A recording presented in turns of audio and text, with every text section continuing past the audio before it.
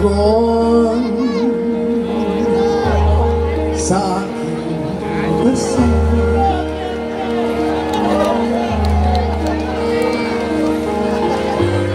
Upang kahabunin ko yung mga nila ang pagkakataon ang ibig ko'y ikaw.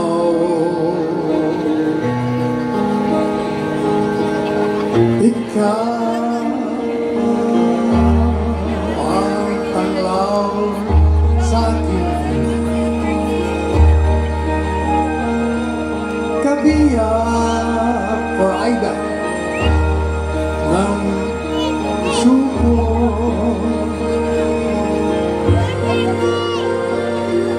Wala may kahatiman sa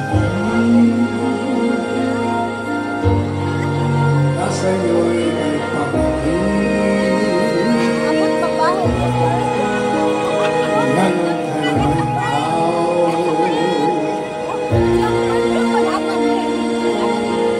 ang lahat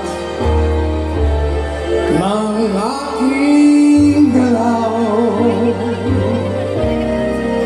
Ang sanhi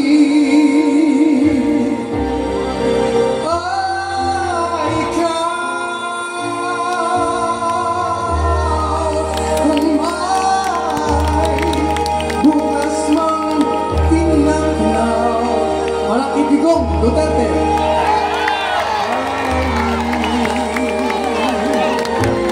Marisa, ikaw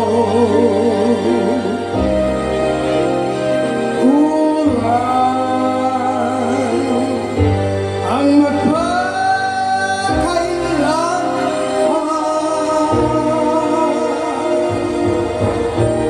upang bawat sandali, upang mulit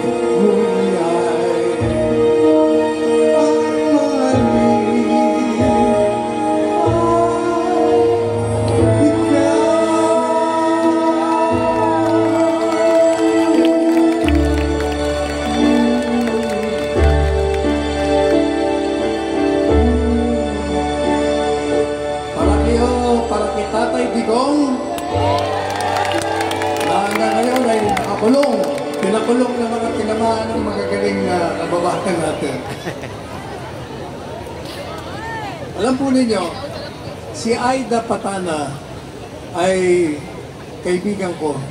Ako po'y galing sa Brazil, pero kailangan akong pumunta rito upang bigyan ko siya ng pagpapahalaga at paggalang. Mahalo namin sa napakabait na tao.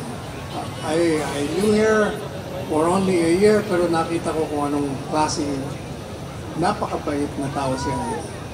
At nandito rin ako para iparating sa inyo ang pagbati ng ating dating Presidente Rodrigo Duterte.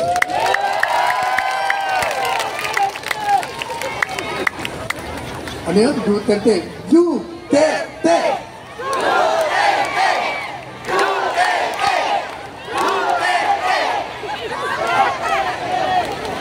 Panalangin nun natin na siya'y makabalik na buhay dito sa ating bansa.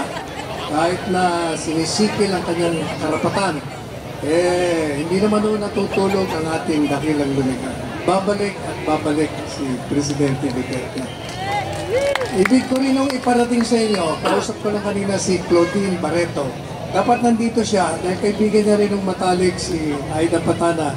Pero nasa ospital siya. Pero pipilitin niyang kumanta via Zoom mamaya. Sana maayos ang ating direktor. Sige po. Maraming salamat.